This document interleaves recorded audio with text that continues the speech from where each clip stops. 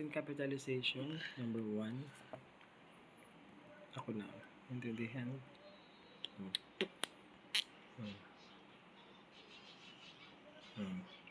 Rules.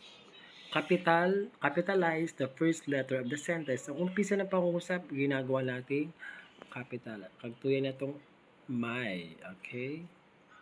M is capital letter. Next. Proper noun. Christmas Day. Pwede natin gawin the name of a person, the season, di ba?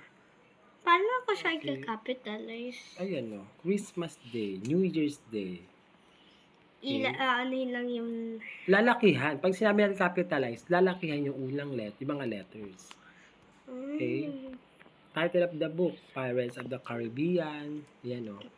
Yung P at saka C, capital letter. Kasi Caribbean. Okay, very good. Pusin natin to. Okay? Period of event, Middle Ages, diba? Initial of the name should be capitalized. Halimbawa, DENR. Department of Environment and Natural Resources. Ginagawa natin siyang capital letters. Okay, number 6. Mario asked, what is everyone doing this sequence?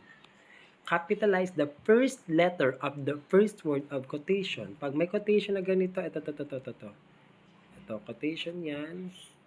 Dapat capital letter ang kasunod. Malinaw? Yeah. Very good. Next. Salutation. And closing of a letter. Dear Mr. Mayor, sincerely yours. Ginagawa rin natin capitalize. Kinakapitalize natin.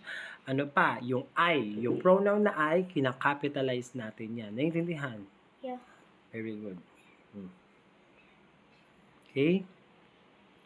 Yan o. I saw the white sandlong Rojas Boulevard. May family and I. Yung I capital letter. Naintindihan? Very good.